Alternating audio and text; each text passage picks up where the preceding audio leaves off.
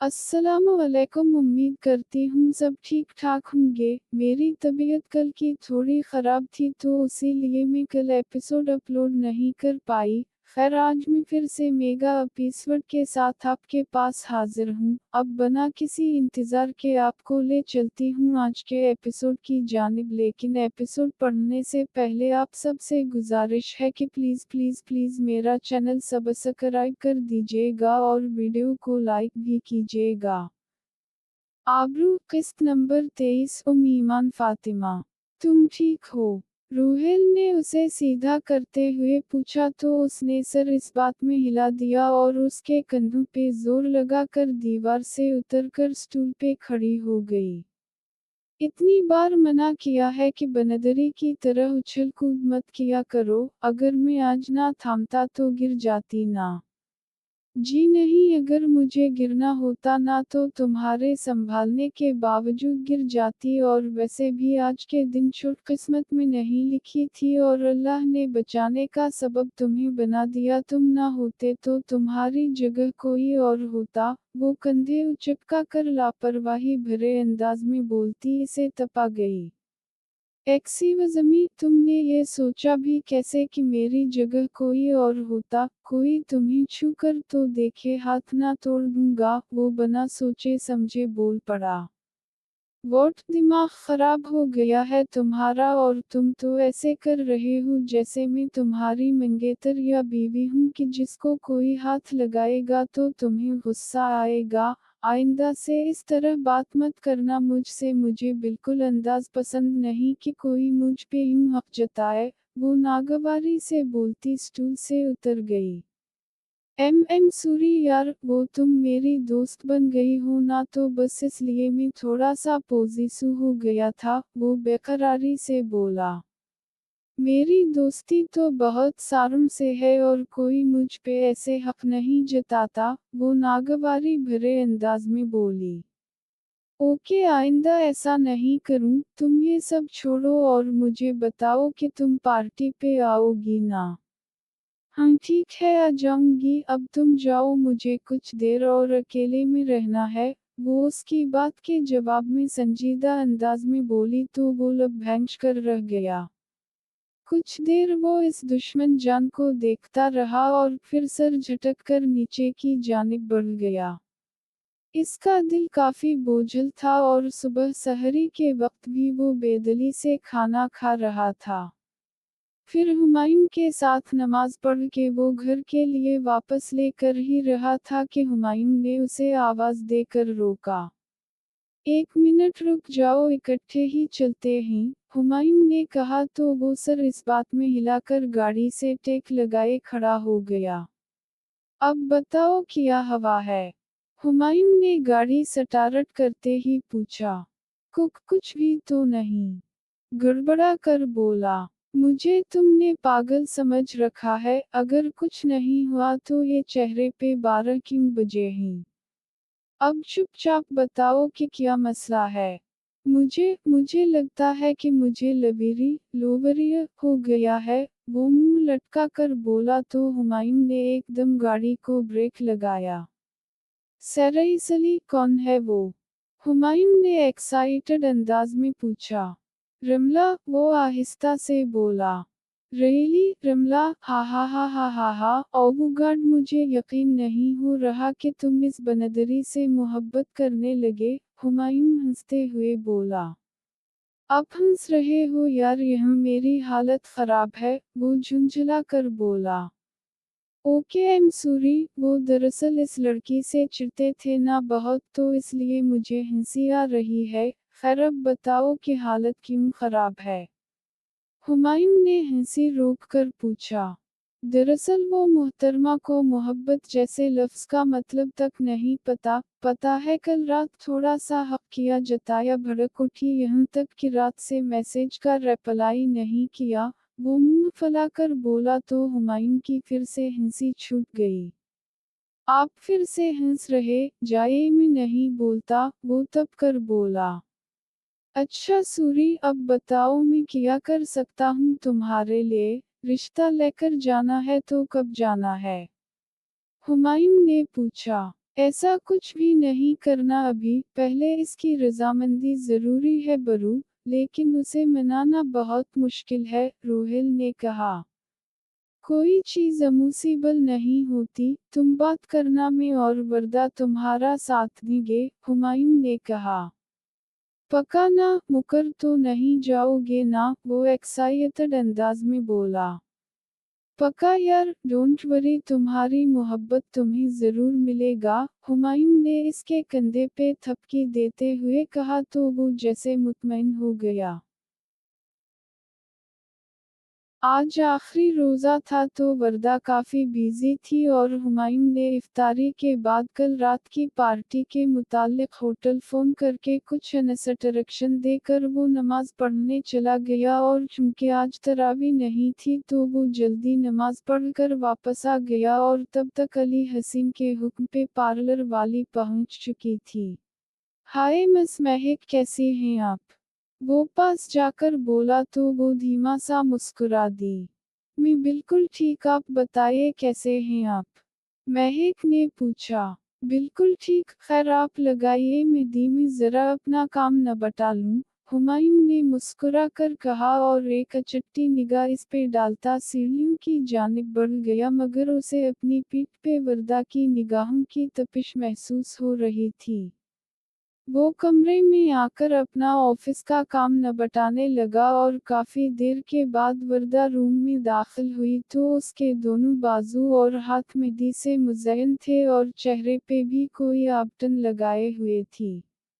ویسے آج تک تم کبھی ایسے تیار نہیں ہوتی تھی عید پہ، آج کچھ انوکھا ہے کیا؟ ہمایوں نے طنزیہ لہجے میں پوچھا۔ ہم تو پہلے میں شادی شدہ بھی نہیں ہوتی تھی، اب شادی شدہ ہوں تو یہ سب تو کروں گی نا، پھوپھو کہتی ہیں کہ شوہر کے لیے بناؤ سنگھار کرنا ثواب کا کام ہے، وہ منہ پھلا کر بولی۔ اچھا تو یہ سب تمہاری پھوپھو جان کی باتوں کا اثر ہے، ورنہ ہمارے لیے تو تم کبھی کچھ نہ کرو، ہماری اہمیت ہی کب ہے تمہاری نگاہوں میں، ہمایوں نے خلوص طنزیہ انداز میں کہا۔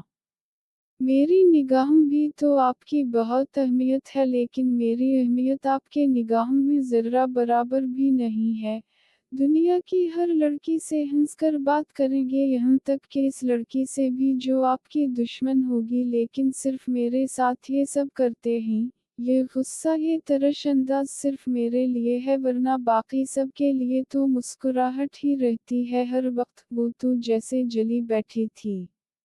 اچھا تو میڈم کو میرا مس مہک سے مسکرا کر بات کرنا غصہ دلا رہا ہے، وہ پرسوچ انداز میں بولا۔ مجھے کوئی غصہ نہیں ہے، نہ ہی میں آپ کی باتوں پر اپ سیٹ ہوں گی، بس بہت ہو گیا، اتنے دنوں سے آپ سے معافی مانگ رہی ہوں مگر آپ تو مجھے معاف کرنے کے لیے تیار ہی نہیں ہے، دنیا کے ہر انسان کو معاف کر دیں گے مگر مجھے نہیں کریں گے کیونکہ میں آپ کے لیے کچھ بھی نہیں ہوں، نہ آپ کی محبت نہ آپ کی چاہت، مجھے بھی فرق نہیں پڑتا اب، وہ تب کر بولتی بیڈ کی جانب بڑھ گئی۔ ہمایوں نے مٹھیاں بھینچ کر اپنے اندر سے اٹھتے ابال کو روکا اور چپ چاپ جا کر صوفے پہ بیٹھ کر ٹاک شو دیکھنے لگا۔ کافی دیر کے بعد وہ اٹھا اور لائٹ بجھاتا اٹھ کر بیڈ پہ آیا تو اس دشمن جان کا آبٹن اور مہندی سے مہکتا بدن اس کے حواسوں پہ چھانے لگا۔ وہ بے اختیار اس کے قریب ہوتے ہوئے اس پہ جھکا اور اس کے لبوں کو چھوتے بالوں کو ہاتھ سے ہٹاتا اس کے ماتھے پہ لب رکھتا آہستہ سے لبوں کو چھوتے ہوئے اس کے ہاتھوں کو ناک کے قریب کر کے مہندی کی مہک سانسوں میں اتارنے لگا۔ تمہیں نہ جانے کیوں لگتا ہے کہ میں تم سے محبت نہیں کرتا، کاش تم دیکھ پاتی میرا دل کہ اس میں صرف تمہاری تصویر ہے، تم ابھی تک اپنی بہن کی باتوں کے زیر اثر ہو اور یہی بات مجھے غصہ دلاتی ہے، وہ اس کی پلکوں کو آہستہ سے لبوں سے چھوتے ہوئے دل ہی دل میں اس سے مخاطب ہوا۔ وہ نیند میں ہلکا سا کسمسائی تو ہمایوں جلدی سے پیچھے ہٹ گیا۔ اگلے دن صبح وہ فجر کے بعد آ کر عید کی نماز کی تیاری کرنے کے لیے کمرے میں آیا تو وردہ نہا کر نکلی تھی، वो बज़ाहिर उसे इग्नोर करता वार्डरोब से अपने कपड़े निकालने लगा और साथ की नखीन से गीले बालों को झटकती वर्दा को देखने लगा। गोरे बाजों में मेहंदी का रंग काफी गहरा चढ़ा था। दिल तो चाहा कि सब शिकवे, शिकायत मटाते हुए इन हाथों को थामकर उनमें चढ़ा रंग देखे। वो बाल पुश्त पे छोड़े अब हाथों और मांग पे मॉइस्चराइजिंग क्रीम लगा रही थी और इस सब से फारिग होकर वो बाहर निकल गई। हुमायूं सरदाह भरता कपड़े निकालता वॉशरूम की जानिब बढ़ गया।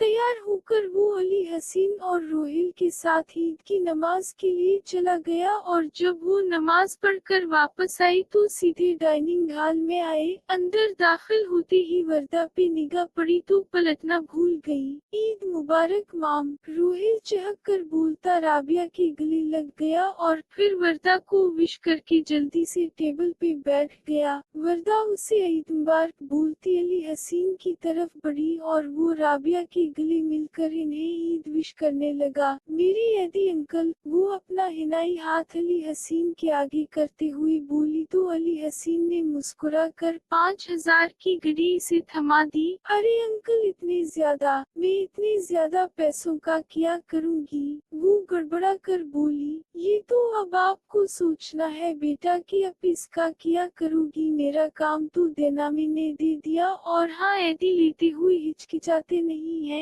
अली हसीन ने कहा और फिर दूसरी घड़ी निकाल कर राबिया की तरफ बढ़ाई जो राबिया ने चुपचाप थाम ली। फिर सब शीरखुरमा खाने के लिए डाइनिंग टेबल के गर्द बैठ गए। ये मुझे इग्नोर कर रही है, वो रोहिल से हंस हंस कर बात करती वर्दा को देखकर तलमला कर दिल ही दिल में बोला। फिर सब लोग उठकर डाइनिंग हॉल से निकल गए और वो भी सोने के इरादे से अपने कमरे की जानिब बढ़ गया। वर्दा दोपहर के खाने का मेन्यू रेशमा बीबी को बताकर लाउंज में आकर मॉर्निंग शो देखने लगी और नींद से उनकी बोझल हो रही थी मगर कमरे में जाने को दिल चाह ही नहीं रहा था। काफी देर के बाद वो कमरे में आई तो हुमायूं आंखों पे बाजू रखे लेटा था।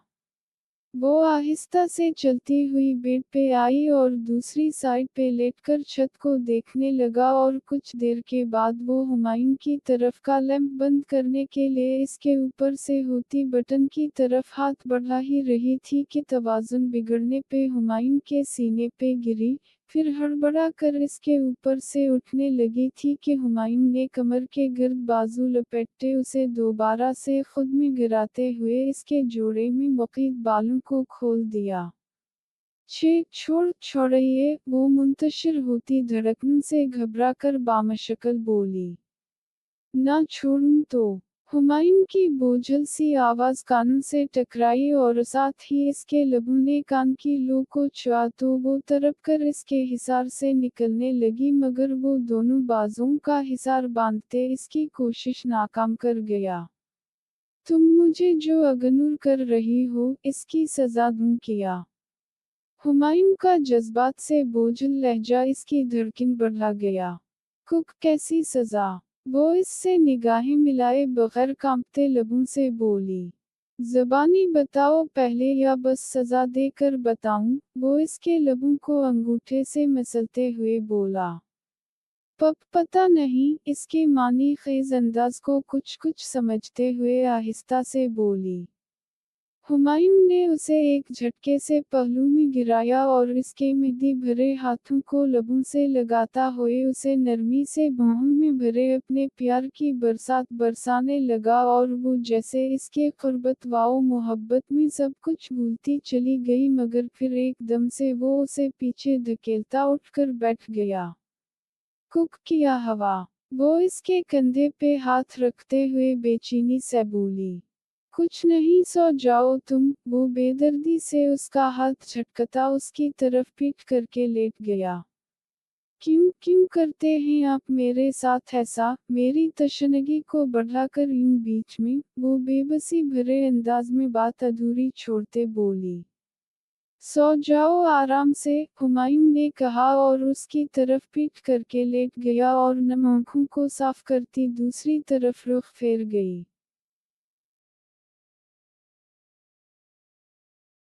رابعہ کمرے میں داخل ہوئی تو علی حسین نیوز دیکھ رہے تھے۔ علی، یہ پیسے۔ وہ پاس جا کر ان کی دی ہوئی عیدی واپس کرتے ہوئے بولی۔ یہ آپ کی عید ہے رابعہ، اور میں نے شوہر ہونے کے ناطے آپ کا حق دیا ہے، علی حسین نے سنجیدگی سے کہا۔ مجھے ان کی ضرورت نہیں ہے، اور ویسے میں ہمارا یہ رشتہ بچوں کی خاطر جڑا ہے، تو اس میں ایک دوسرے کو حق نہ بھی دیں تو کچھ فرق نہیں پڑے گا، وہ آہستہ سے بولی۔ میں جب کسی کو کچھ دے دیتا ہوں تو واپس نہیں لیتا، آپ کو رکھنے ہیں تو رکھیں ورنہ سامنے ڈسٹ بین میں پھینک دیں، وہ سرد لہجے میں بولتے ریموٹ اٹھا کر ٹیلی ویژن بند کرتے بیڈ کی جانب بڑھ گئے۔ وہ لب کچلتے ہوئے کچھ دیر انہیں دیکھتی رہیں اور پھر پیسے اپنے پرس میں رکھ کر خود بھی دوسری جانب آ کر لیٹ گئی۔ کچھ دیر میں ہی وہ گہری نیند میں چلی گئی، اور پھر دروازہ ناک ہونے پہ آنکھ کھلی تو وال کلاک پہ ٹائم دیکھ کر ہڑبڑا کر اٹھنے ہی لگی تھی کہ ایک دم سے سر تھامتی واپس بیٹھ گئی۔ رابعہ، ٹھیک ہیں آپ؟ علی حسین نے کندھے پہ ہاتھ رکھتے ہوئے پوچھا۔ پتہ نہیں، میرے سر کو کچھ ہو گیا ہے، وہ بے بسی بھرے انداز میں بولی تو علی حسین اٹھ کر جلدی سے پاس آئے۔ چپ چاپ لیٹ جائیں، میں آپ کا بی پی چیک کرتا ہوں، علی حسین نے کہا، اور پھر بی پی آپریٹر سے بی پی چیک کرنے لگے۔ اوف خدایا رابعہ، آپ کا بی پی بہت ہائی ہے۔ آپ نے میڈیسن نہیں لی ہوگی، اتنی لاپرواہ کیسے ہو سکتی ہیں آپ، علی حسین نے بڑے استحقاق سے ڈانٹتے ہوئے کہا۔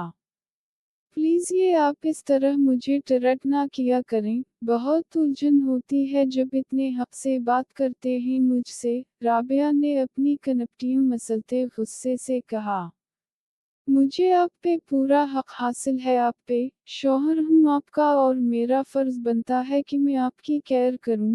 میں جانتا ہوں کہ ہمارے درمیان ایسا رشتہ نہیں ہے، لیکن یہ آپ کا اپنا فیصلہ ہے کہ آپ مجھے میرے حقوق نہیں دینا چاہتی، لیکن میرا فیصلہ ہے کہ آپ کو آپ کا ہر حق دوں۔ میں آپ کو مجبور نہیں کروں گا کہ آپ مجھے میرے حق دیں، لیکن اس کے ساتھ ساتھ میں آپ سے درخواست کرتا ہوں کہ پلیز مجھے میرے فرائض پورا کرنے کے لیے منع مت کیجیے، علی حسین نے کہا۔ کیوں اتنا اچھا بننے کی کوشش کر رہے ہیں آپ؟ جب میں نے کہہ دیا ہے کہ مجھے آپ کی کیئر کی ضرورت نہیں ہے تو پلیز مت کیجیے میری کیئر۔ میں ہمیشہ سے تنہا رہتی آئی ہوں اور آگے بھی تنہا ہی رہنا چاہتی ہوں، وہ اپنے دکھتے سر کو دباتے ہوئے چیخ پڑی۔ علی حسین کچھ دیر انہیں دیکھتے رہے اور پھر میڈیسن باکس سائڈ ٹیبل پہ رکھتے غصے سے ڈریسنگ روم کی طرف بڑھ گئے۔ کچھ دیر کے بعد علی حسین تیار ہو کر گھر سے چلے گئے، مگر رابعہ کا بی پی مزید ہائی ہو گیا۔ اور جب ان کی برداشت بالکل ختم ہو گئی تو وہ اٹھ کر کمرے سے نکل کر لاؤنج میں آئی، مگر اتنا سا چل کر ان کا سانس پھول چکا تھا اور وہ تکلیف کی شدت سے دوہری ہوتی زمین پہ گرتی چلی گئی۔ اور جب ہوش آیا تو وہ کمرے کے بیڈ پہ تھیں اور ہمایوں ان کے قدموں میں بیٹھا تھا۔ کچھ دیر کے بعد علی حسین اندر داخل ہوئے تو ایک دم سے چونک گئے۔ کیا ہوا، سب ٹھیک ہے نا؟ علی حسین نے پوچھا۔ آپ کو اس سے کیا بابا، آج آپ نے مجھے بہت ہی مایوس کیا ہے، آپ کو معلوم تھا کہ ان کا بی پی ہائی ہے لیکن آپ ریشما بی بی کو اطلاع دے کر دوستوں سے ملنے چلے گئے، کیسے کر سکتے ہیں آپ یار، ہمایوں نے تلخ لہجے میں کہا۔ رابعہ کو نہ جانے ہمایوں کا یہ انداز بہت برا لگا اور سر جھکائے چپ چاپ الزام سنتے کھڑے علی حسین کو دیکھ کر جیسے رابعہ شرمندگی سے زمین میں دھنس گئی۔ سوری، مجھے معلوم نہیں تھا کہ ان کی طبیعت زیادہ خراب ہو جائے گی، وہ آہستہ سے بولے تو رابعہ شرمندگی سے لب کچل کر رہ گئی۔ خیر اب جو ہو گیا سو ہو گیا، آپ مام کا خیال رکھیں اور دیکھ لیں اگر رات تک طبیعت سنبھلتی ہے تو پارٹی میں جانے کی تیاری کیجیے ورنہ پھر پارٹی کینسل کر دیں گے۔ نہیں، پارٹی کو کینسل کیوں کرنا ہے، मौज मस्ती आप बच्चों ने करनी है तो आप लोग पार्टी एंजॉय करो, मैं राबिया का ख्याल रख लूंगा, अली हसीन ने जल्दी से कहा। देखने ये ना हो कि बाद में आपको कोई काम याद आ जाए, हुमायूं ने हनूज सर्द लहजे में कहा तो राबिया ने बेचैनी से पहलू बदला। फिर सब के जाने के बाद अली हसीन इसके सामने सोफे पे बैठकर मोबाइल पे मसरूफ हो गए। सूरी, कुछ देर के बाद राबिया ने कहा तो अली हसीन निगाहें उठाकर सपाट अंदाज में देखा। मेरे और आपके बीच ऐसा कोई रिश्ता नहीं कि जिस पे सूरी थैंक यू बोला जाए, अली हसीन सर्द लहजे में बोलते सोफे की तरफ बढ़ गए और शर्मिंदगी के मारे राबिया की ज़बान पे क़ुफ़्ल पड़ गए।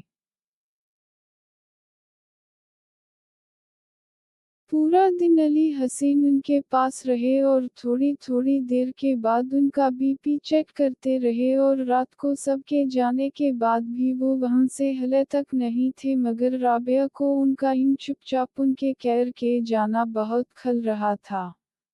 मुझे लगता है कि आपको अपनी पार्टी में जाना चाहिए, मेरी तबीयत काफ़ी बेहतर है और वैसे भी रेशमा है ना यहाँ पर, मेरे साथ तो कोई प्रॉब्लम नहीं होगी, राबिया ने इस सुनाटे से घबरा कर कहा, मगर अली हसीन ने जवाब तक देना ज़रूरी न समझा और हनूज चैनल पे चैनल बदले जा रहे थे। मैं आपसे बात कर रही हूँ अली, वो रेमोरेट झपट कर एलईडी ऑफ करते हुए बोली।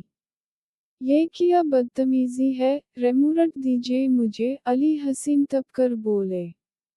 नहीं दूंगी, पहले मेरी बात का जवाब दें और किसी की बात का जवाब ना देना भी बदतमीजी के ज़ुमरे में आता है, राबिया ने तनक कर कहा। ओबू रहीली, और जिस अंदाज में आप मुझसे बात करती हैं इसको किस ज़ुमरे में लाएंगी आप? अली हसीन ने तंजिया लहजे में कहा। सूरी, वो आहिस्ता से बोली। किया मेरे गुनाहगार कानू ने सही सुना कि आपने सूरी बोला है, अली हसीन हनूज तंजिया लहजे में बोले। हद है वैसे, यहाँ मैं अपनी सारी खौददारी अना को बुलाए ताक रख के आपसे माफ़ी मांग रही हूँ और आप इस तरह मुझ पे तनज़ के तीर बरसा रहे हैं, राबिया ने तब कर कहा। मैंने तो आपसे नहीं कहा कि आप मुझसे माफ़ी मांगें, खैर मांग कर कोई ऐसा नहीं किया, जब इंसान गलत होता है तो उसे माफ़ी मांग लेनी चाहिए, जब मैं गलत होता हूँ मैं भी मांग लेता हूँ। हमारी शादी को कितने दिन हो गए मगर आपने किया इस रिश्ते को ना निभाने की कोशिश की, और अगर मैंने आपकी तरफ पेशमे कदमी की तो आपने मेरे कदम भी रोक दिए, अली हसीन तल्ख लहजे में बोले। हम तो माफ़ी मांग रही हूँ ना, जब कोई माफ़ी मांगता है तो इसे मुआफ़ भी कर देना चाहिए, मैंने वैसे भी ये माफ़ी अपने बच्चों के लिए मांगी है कि वो लोग आज के फंक्शन को सही से एंजॉय कर सकें। वो अच्छा, मतलब आप ये कहना चाहती कि आप गलत होने के बावजूद माफ़ी नहीं मांगना चाहती थी लेकिन सिर्फ बच्चों की खुशी की खातिर ये सब किया, अली हसीन उठकर उनके मुकाबिल आते हुए नागवारी भरे अंदाज में बोले। ऐसी बात नहीं है, मैं ये कहना चाहती हूँ कि मैं बच्चों की खातिर जब कंप्रोमाइज़ करने के लिए तैयार हूँ तो आप क्यों इस तरह तनज़ कर रहे हैं? हमने बच्चों की खातिर ही ये रिश्ता कायम किया है तो इस तरह बेहियो क्यों कर रहे आप और मैं इस एज में दाखिल हो चुके हैं जहाँ ये रोकना, मनाना बहुत awkward लगता है, वो लब कुचलते हुए बोली। रियली किस तरह की सोच रखती हैं राबिया आप, और आपने बच्चों की खातिर शादी की होगी मगर मैंने खुद की खातिर की शादी की है, मेरा मन किया कि मुझे एक हमसफ़र की ज़रूरत है तो मैंने कर ली शादी आपसे, और वही ये बात के इस एज में रोकना, मनाना बहुत awkward लगता है तो मैं इस बात पे भी एग्री नहीं करता, इस सब के लिए उम्र की कोई कैद नहीं होती, अली हसीन संजीदगी से बोले। मुझे नींद आई है, गुड नाइट, राबिया उनकी बातों पे दिल ही दिल में झुंझलाती बोली और फिर बेड की जानिब बढ़ गई। हुमायूं कब से होटल पहुंच चुका था और वर्दा रोहिल के साथ आने वाली थी। वो मेन्यू देखने के बाद हॉल में आया तो वर्दा रोहिल के साथ आती दिखाई दी। सी ग्रीन कलर की फराक के साथ हिजाब के वो बहुत डेसेंट दिख रही थी। हुमायूं बामशक्ल निगाहें हटाता पास आया और रोहिल को इंतजामात देखने का कहकर वर्दा को ले अपने टेबल पे आ गया। मुझे तुमसे एक बहुत ज़रूरी बात करनी थी। कौन सी बात? वर्दा ने सपाट लहजे में पूछा। रोहिल और रमला के मुताल्लिक। वोट उन दोनों के मुताल्लिक क्या बात करनी है आपको? वो इस बार चुप कर बोली। रोहिल इसे पसंद करता है लेकिन इसकी मिजाज का तुम्हें पता कि वो किसी मामले में सीरियस नहीं होती। रोहिल ने इससे बात करने की कोशिश की मगर वो तो उल्टा नाराज हो गई। खैर अब हमें इससे खुद बात करनी होगी और सबसे पहले तो उसे टेरेस पे ले आना। अब वहाँ पर रोहिल को मैं लेकर आऊँगा तो वहाँ पर बात करेंगे, हुमायूं ने कहा। मेरा ख्याल है कि हमें ये सब नहीं करना चाहिए क्योंकि इसके घर के मसले मसाइल बहुत ज़्यादा हैं और इसकी मदर की वजह से इसके साथ अच्छा सलूक नहीं किया जाता। बाकी कुछ अरसा ठहर जाएं तो बाबा को कहकर रिश्ता ले जाएगा। मुझे सिखाने की ज़रूरत नहीं है और तुमसे पहले मैं इस बारे में सोच चुका हूँ। रोहिल का भी यही प्लान था कि इससे इजाज़त लेकर रिश्ता ले जाया जाए मगर वो रोहिल का रिश्ता कबूल करने के लिए तैयार ही नहीं है। जब तक वो खुद कबूल नहीं करेगी हम रिश्ता लेकर कैसे जा सकते हैं। यही बात हम उसे समझाना चाहते हैं कि वो रोहिल की मोहब्बत को कबूल करे और जब हम रिश्ता लेकर जाएंगे तो हमें किसी को बताने की ज़रूरत ही नहीं है कि लड़का लड़की पहले से एक दूसरे को पसंद कर चुके हैं, हुमायूं ने कहा। तो आप झूठ बोलीगे उन सब से? सूरी में ना झूठ बोलती हूँ और ना किसी के झूठ में शामिल होती हूँ। हाँ तुम तो सुनी सुनाई पर यकीन करती हो और दूसरे पे तहमत लगा देती हो, यही तुम्हारा काम है। हुमायूं इसकी बात पे तड़क कर बोला तो उसने शिकवा कन्नम आंखों से उसे देखा। ऐसे मत देखो, मैं पिघलने वाला नहीं हूँ। झूठ हमने बोलना है ना तो तुम क्यों टेंशन ले रही हो? हुमायूं ने उसकी आंखों की नमी से निगाहें चुरा कर कहा। झूठ पे कायम होने वाले रिश्ते पायदार नहीं होते। अगर ये सच खल गया तो क्या होगा? किया होगा, वो लड़की तो पसंद नहीं करती ना तो इस पे क्यों इल्ज़ाम लगाएंगे। अगर ऐसा मसला हुआ भी तो हम कहेंगे हमारे बेटे ने पसंद किया तो हमें डर था कि आप अपनी बेटी पे इल्ज़ाम ना लगाएं तो इसीलिए हमने ये सब छुपाया, हुमायूं ने झुंझला कर कहा। तो फिर ये सच्चाई बताकर ही ये रिश्ता कायम कीजिए, वो जल्दी से बोली। चलो ठीक है, ये सच्चाई बताकर ही हमने रिश्ता काम कर देंगे लेकिन सबसे पहले इस लड़की को तो मीना लो क्योंकि रोहिल की यही शर्त है कि जब तक वो नहीं माने कि वो रिश्ता नहीं भेजेगा, हुमायूं ने कहा तो उसने कुछ तोक़ के बाद सर इस बात में हिला दिया। थैंक गॉड कि तुम्हें समझ आ गई वरना मेरे रात वेस्ट हो जानी थी, वो मुंह बनाकर बोला। हर बात पे आपका तनज़ करना ज़रूरी होता है क्या? लो आ गई तुम्हारी होने वाली देवरानी, जाओ जाकर इसका इस्तकबाल करो और फिर कुछ देर के बाद टेरेस पे लेके आ जाना। हुमायूं ने उसकी बात को इग्नोर करते इंटरेस्ट से दाखिल होती रमला को देखकर कहा और फिर उठकर रोहिल की जानिब बढ़ गया।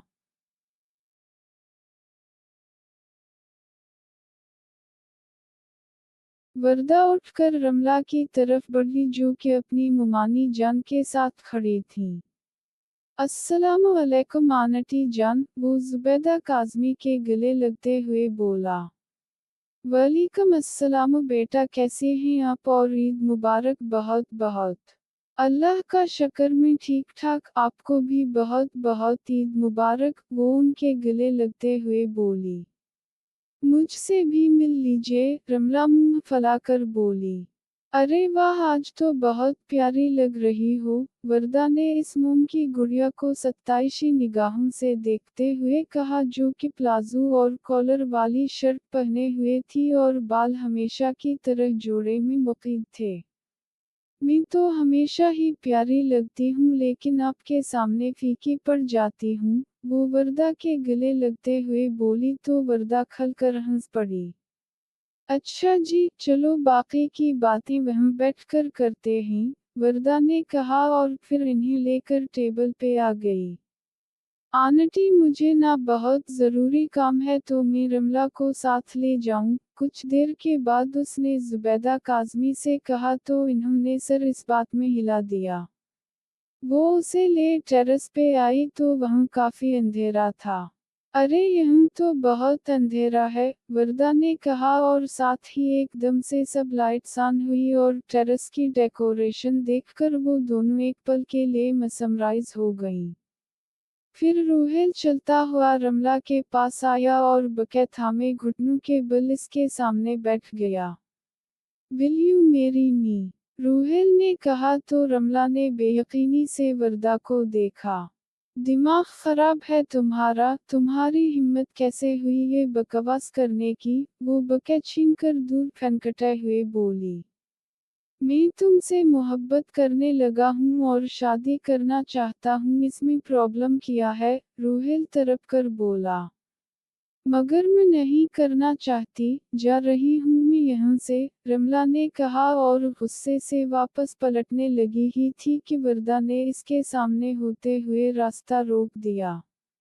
ये सब किया है भाभी? प्लीज रमला, एक बार हमारी बात सुन लो, मोहब्बत ही तो की है रोहेल ने, तुम अगर हम बोल दो कि हम रिश्ता लेकर आ जाएंगे। नहीं, ऐसा कुछ मत कीजिएगा, आप नहीं जानते सब लोगों ने मुझे ही बलीम करना शुरू कर देना है और आज तक जो मुझे मेरी मां का तना दिया जाता है वो सब सच हो जाएगा। मुझे ये पसंद नहीं कि मेरे मुताल्लिक ऐसा सोचा जाए, वो कांपते लहजे में बोली। हम समझ सकते हैं बच्चे, लेकिन हम आपकी इज्जत व आबरू पे इंच भी नहीं आने देंगे। हम बिना आपकी इजाज़त लिए भी आपका रिश्ता लेकर आ सकते थे, लेकिन रोहेल नहीं ये चाहता, वो आपकी मुकम्मल रजामंदी चाहता है और इसीलिए आज उसने आपको प्रपोज किया है। आप एक बार ठंडे दिमाग से सोचिए और जवाब दीजिए, अगर आपको कुछ खराबी लग रही है तो ना बोली वरना हम बोली, आपका जो भी फैसला होगा वो हमें कबूल होगा। आप वहाँ अपने ही कजिन बरादर के हाथों हरास हो रही हैं, इससे अगर आपकी इज्जत पे इंच आई तो क्या करेंगी आप? हुमायूं ने कहा तो वो हाथ मुसलती वहाँ लगे झूले में बैठ गई। मान जाओ ना, मैं हमेशा तुम्हें खुश रखूंगा और तुम्हारी इज्जत व आबरू का ध्यान रखूंगा। मैं ये रिश्ता अपने तौर पर भेजूंगा, तुम पर अंच भी आने नहीं दूंगा। रोहेल उसके पास जाकर जमीन पे बैठे इसके घुटनों पे हाथ रखे बोला। मुझे मंजूर है। कुछ देर वो देखती रही और फिर आहिस्ता से सर झुकाकर बोली, thank God I really love you. वो उसका हाथ लबों से लगाते हुए बोला तो रमला का चेहरा शर्म से सुर्ख हो गया। बस मुलाकात का टाइम खत्म और अब रिश्ता होने के बाद बात करना, हुमायूं ने कहा। कुछ देर बैठी रहने दो ना, वो बेचैनी भरे अंदाज में बोला। कोई ज़रूरत नहीं है, ज़ुबैदा आंटी वेट कर रही होंगी, वरदा ने कहा और फिर रमला का हाथ थामे नीचे की जानिब बढ़ गई। कुछ देर के बाद बुखारी वला से भी सब लोग आए थे और फरहीन जिब्रान भी साथ थे, मगर जिब्रान की दूसरी बीवी घर ही थी। वो सब से मिलने के बाद बाकी सब मेहमानों को भी बारी बारी जाकर मिली और खाना खाने के बाद सब मेहमानों को रुखसत किया। ज़ुबैदा आंटी, आप हमारे साथ ही चलिएगा, वरदा ने कहा तो वो बिना किसी एतराज़ के मान गई। एक्चुअली आंटी जी, मैं वरदा के साथ कुछ देर में आऊँगा तो आप लोगों को रोहेल ड्रॉप कर दे, कोई इशू तो नहीं आपको? हुमायूं ने कहा। नहीं बेटे, कोई इशू नहीं, ज़ुबैदा काज़मी ने कहा। پھر وہ انہیں خدا حافظ بول کر وردہ کو لے ایک روم میں آیا۔ تم یہاں بیٹھو کچھ دیر، میں ذرا کچھ کام کر لوں لیپ ٹاپ پہ، ہمایوں نے کہا۔ یہ کام آپ گھر جا کر بھی کر سکتے تھے، وردہ ناگواری سے بولی۔ روہیل کچھ پل رملہ کے ساتھ گزارنا چاہتا تھا تو اسی لیے کام کا بہانہ کیا اور اگر میں کام نہ کرتا تو تمہارا لیکچر سٹارٹ ہو جانا تھا کہ جھوٹ بولا، یہ کیا وہ تلخ لہجے میں بولا۔ کبھی پیار سے بھی بات کر لیا کریں مجھ سے، وہ نم لہجے میں بولی۔ تم اس قابل نہیں ہو کہ تم سے پیار سے بات کی جائے، ہمایوں نے کہا۔ صحیح کہا آپ نے، میں آپ کے قابل ہی کہاں ہوں، تو چھوڑ دیجئے مجھے، اس گھٹن زدہ رشتے میں قید رہنے کی بجائے رہائی پا لیجئے، وہ پھٹ پڑی۔ یہ دیکھو ہاتھ جڑے ہیں میرے، جان چھوڑو، ہمایوں نے کہا تو وہ غصے سے اٹھ کر دروازے کی طرف بڑھ ہی رہی تھی کہ ایک دم سے آنکھوں کے سامنے اندھیرا چھایا اور وہ زمین پہ گرتی چلی گئی۔ جاری ہے۔